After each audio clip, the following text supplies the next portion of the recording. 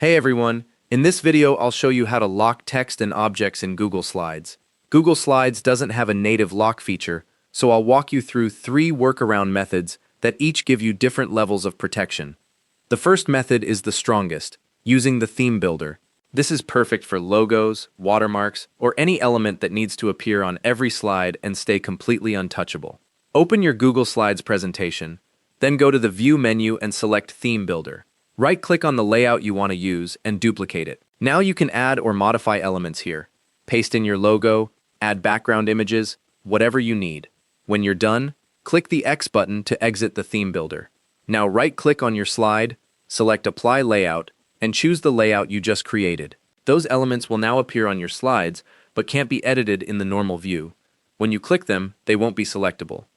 The next method is converting your entire slide into a background image. This locks everything on that slide. Nothing can be clicked, moved, or edited once it's applied. First, design your slide with all your images and elements positioned exactly how you want them.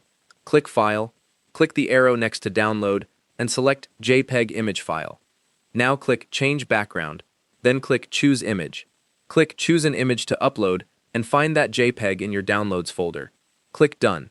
The entire slide is now a flat, non-selectable background. You can still add new text boxes or elements on top if you need editable content, but everything underneath is locked. The third method is grouping objects together. This doesn't truly lock things, but it makes accidental edits much less likely. If you have several elements that belong together, like a logo with text underneath, or a chart with its title, select them all by holding Ctrl and clicking each one. Right-click on the selected elements and choose Group, or press Ctrl plus Alt plus G on Windows, Command plus Option plus G on Mac. Now they move as one unit. Keep in mind that anyone with edit access can still ungroup and edit these, so this is really just protection against accidental changes. Here are 3 quick tips to remember. To unlock Theme Builder elements later, go back to View, Theme Builder, and edit or delete them there.